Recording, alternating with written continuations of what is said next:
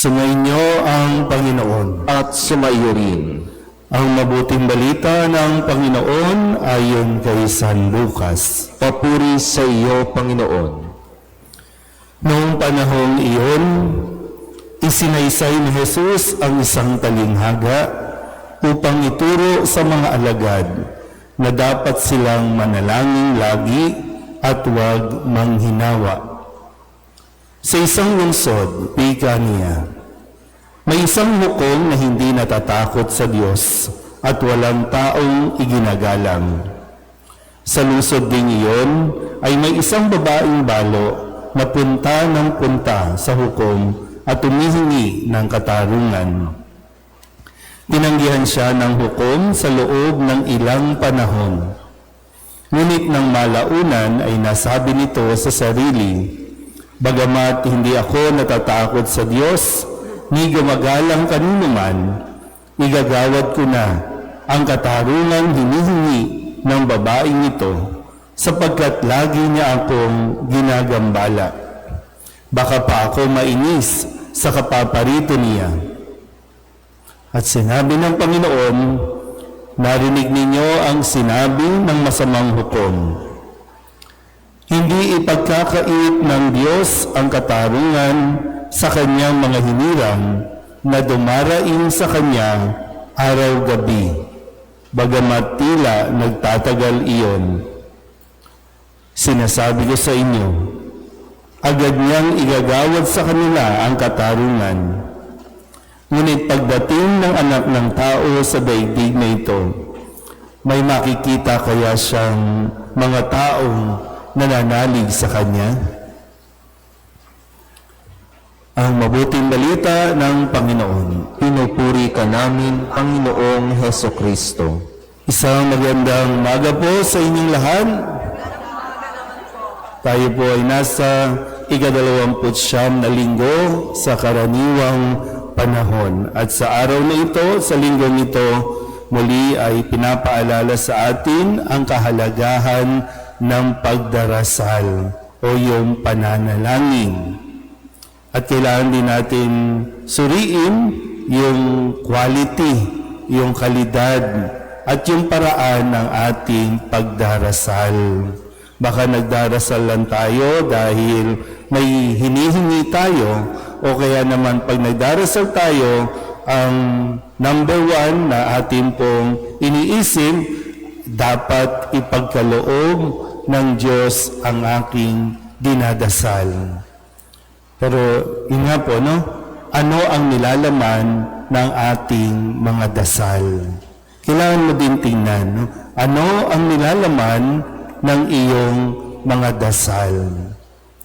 Sa unang pagbasa, sa ating pong narinig, no, na kwento, na sa tuwing itinataas ni Moises ang kanyang kamay, nananalo sila mula sa mga kalaban.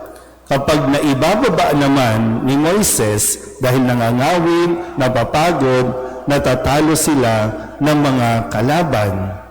Kaya nga, diba, yung ating pananalangin, kung ang isang paraan natin, diba, pag nagdarasal tayo, itinataas natin ang ating mga kamay. Lalo na kapag sa misa, kapag nagdarasal tayo ng Ama namin, lahat tayo tumataas ang kamay. Kasi yun ay simbolo o tanda rin ng ating pong pagdarasal. Itinataas ang kamay at ipinapaubayan natin sa Diyos ang ating pong buhay, ipinapaubayan natin sa Diyos ang ating mga kahilingan. Kaya kung si Moises, ang kanilang pinuno, ang kanilang leader, itinataas ang kamay, ganun din yung paalala sa ating lahat. Kaya nga sabi sa Ebanghelyo, kausap ni Jesus ang mga alagad.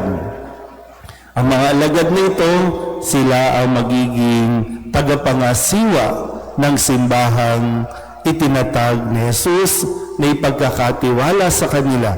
So napakahalaga na sa isang leader, sa isang namumuno, na siya mismo ay nagdarasal. Napakagandang makita kung ang mga haligi ng tahanan, ang mga ama, ng tahanan ay nakikita ng kanilang pamilya na sila ay nagdarasal.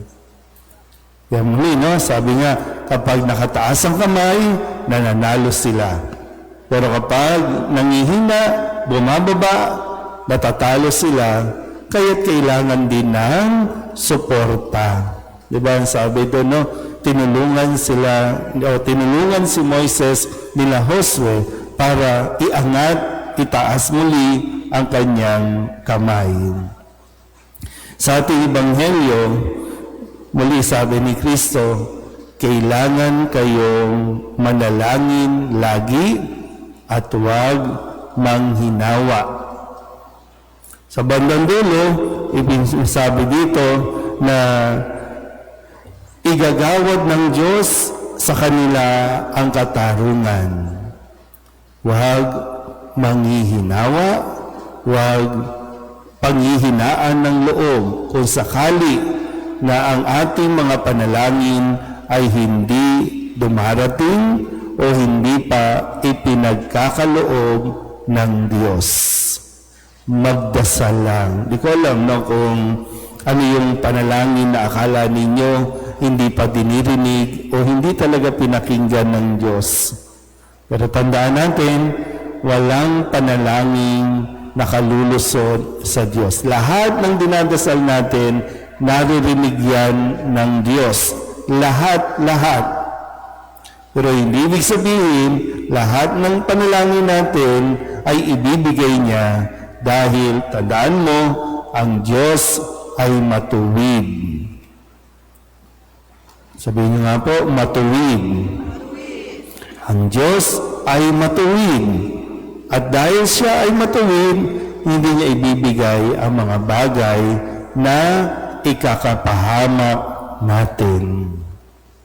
Huwag kang magtampo. Minsan, kala natin, ay hindi ako pinakinggan ng Diyos, kaya ba't pa ako magdarasal? Titigil na lang ako sa pagdarasal. Gaya ng nasabi ko kanina, ano ba ang nilalaman ng iyong dasal? Simula pa nung pagkabata, hanggang ngayon tumanda ka na, ano ba ang nilalaman ng iyong dasal? Imaginin po natin, kung lahat po kayo naririto, magdadasal o nagdadasal, Lord, sana tumama ako sa loto mamayang gabi. Marami kasi, di ba? Lahat nga nang pumipila dyan sa mga lotohan. Lahat yan nagdadasal, Lord, sana tumama. Hindi tumama. Ano ba naman yan, Lord? Nagdasal naman ako. Sa dami-dami, kung ikaw ang pagdidesisyonan, kanino mo ibibigay yung panalangin na tumama siya sa loto? Sige nga. At naiintindihan ninyo ito, mga magulang. Hindi lahat ng hinihingi ng inyong mga anak, ibibigay mo. Kasi alam mo, ikakapahamak mo ito. O kaya naman, dapat niyang maunawa ang mabuti kung ano ang responsibilidad na kalakip ng kanyang hinihingi. Dahil kapag ang isang tao, ang isang bata, natuto o nasanay na bawat tingin niya bigay ng bigay, nagiging spoiled at hindi nagiging mabuti ang kanyang pag-uugali. Kaya ganun din tayo. Yan, kung titinan nga natin, no? Minsan, naalala ko po, no, pag may nagdarasal ng sana humaba pa ang buhay. Sinong nagdarasal na humaba pa ang buhay? Alam niyo ba may nagdarasal din sa inyo na sana kunin na kayo ni Lord? Diba? So, anong papakinggan ng Diyos? Pero ang Diyos ay matuwid. Tandaan niyo po yan, ha? Kaya tinutugon ng Diyos sa paraan. No? Kaya ibinibigay ang katarungan. Naalala ko po doon, nung September 21, sinong nag-join nung September 21? Konti lang. Tinan mo, yung iba wala lang. Di ba? Di ba may panawagan na mayroon tayong prayer rally? Kasi kailangan natin, at kaya nga sa buong buwan na ito ng Oktubre at Nobyembre, mayroon tayong dadasalin na panalangin para maliwanagan ang mga lingkod bayan, para maliwanagan ang usapin tungkol sa pagnanakaw. Yung sa prayer rally, sabi ko, parang may mali yata sa prayer rally natin kasi magtitipon tayo para magdasal.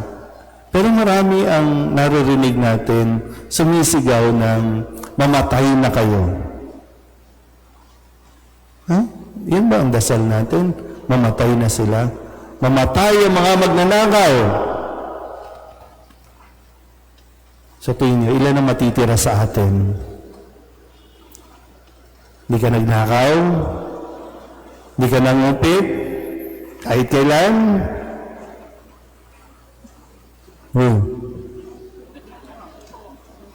Diba? Parang may mali. Ipinagdarasal at sa tingin nyo, ang Diyos ay matuwid. Sa tingin nyo, bibingin niya yung Lord, sana kunin mo na siya, Lord. Sana mamatay na siya, Lord. So pag namatay siya, ay salamat sa Diyos.